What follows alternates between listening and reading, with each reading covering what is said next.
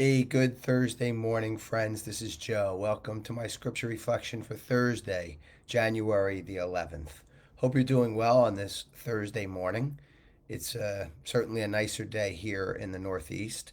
The storm has passed, and now, people are dealing with the remnants of it, of course, and what it left behind. But oftentimes we have to look at life as what is now moving forward, what we learn from what was left behind, and then we move forward. There's always kind of steps in the process, aren't there? There's steps in every life process, it seems, and we can't leave any step out. It's just a matter of keeping ourselves moving in the right direction, as I like to say. So, with that in mind, I'm going to ask you, as I always do, to quiet your minds and hearts as we prepare to hear today's gospel, which is from St. Mark, chapter 1, verses 40 to 45. A leper came to him and kneeling down begged him and said, "If you wish, you can make me clean." Moved with pity, Jesus stretched out his hand, touched the leper, and said to him, "I do will it. Be made clean." The leprosy left him immediately, and he was made clean. Then, warning him sternly, he dismissed him at once. Then he said to him, "See that you tell no one anything, but go show yourself to the priest and offer your cleansing what Moses prescribed. That will be proof for them."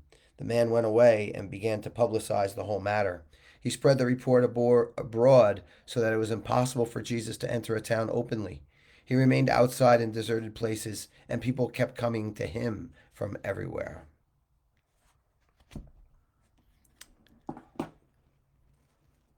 I think it's important to examine this gospel, which has powerful meanings for all of us.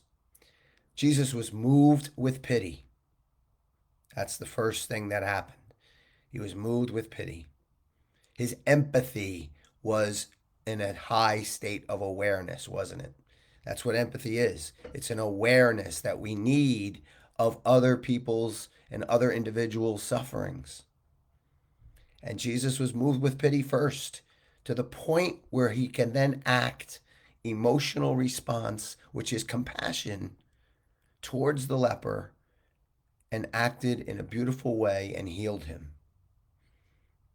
Now, after all, we know he's Jesus and we know we are not. But we need to follow the same path.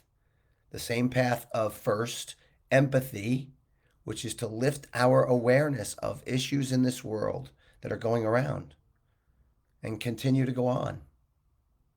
And then, once we reach that to a point, and this is an ongoing process, then we have the emotional response that leads to compassion.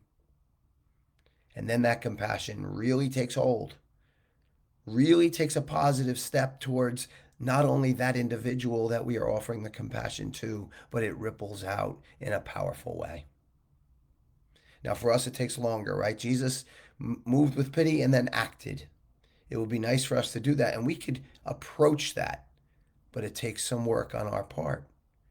And that's the work that I continue to say is so necessary for this world, that we need more compassion and commitment driven in by all of us. It's a matter of looking first at that awareness and really looking at it more so than we ever did before. And then realizing that the compassionate acts that follow have a power to them that we never thought was possible. My friends, this is why I am working on this online course so diligently, because I've evaluated this closely in my own life as well as others, and with some issues going on in the world. And I realize that this empathy part, this awareness, really needs an attention. And that is what I'm looking to do. I'm not going to give you something that's cookie cutter, because that's just not the way it works. What brings up the awareness in me may not bring it up in you. Therefore, it's a matter of self-examination and leading you down several paths to look at how you're leading your life, how you can improve your mindfulness, your empathy, and then, yes, launching that into compassion.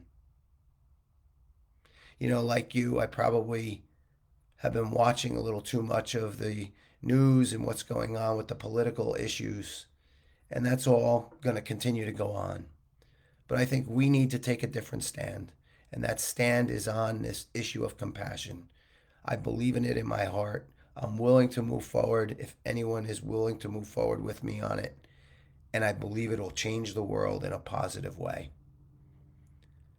I'm pretty sure that this course will be out probably in a month or 6 weeks or so. I'm looking forward to it. I'll continue to keep you updated. But for now, just examine what happened in this gospel today and how powerful a moment that is and how it could self reflect back on us and ripple out to the world. Jesus was moved with pity. His awareness was at a high level, and then he was able to act with the ultimate compassion, and it had such an effect on all creation.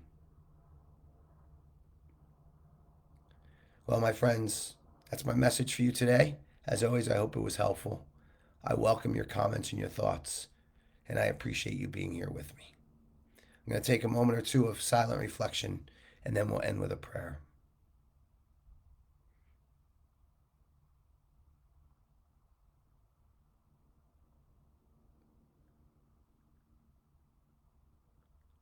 Most loving Jesus, we continue to give you thanks for the example you set for this world. We know that we have to strive to being you as best as we possibly can. Someone who walked this earth and offered compassion and love and respect to all he encountered. We know that that takes work on our part, and we will not run away from that work. We will look into our hearts and into our minds, make a powerful connection there, and bring that connection to compassion and commitment for the world so that all creation can live with peace and love. My friends, I wish you all a wonderful Thursday, and I should see you back here on Sunday. Take care, everyone.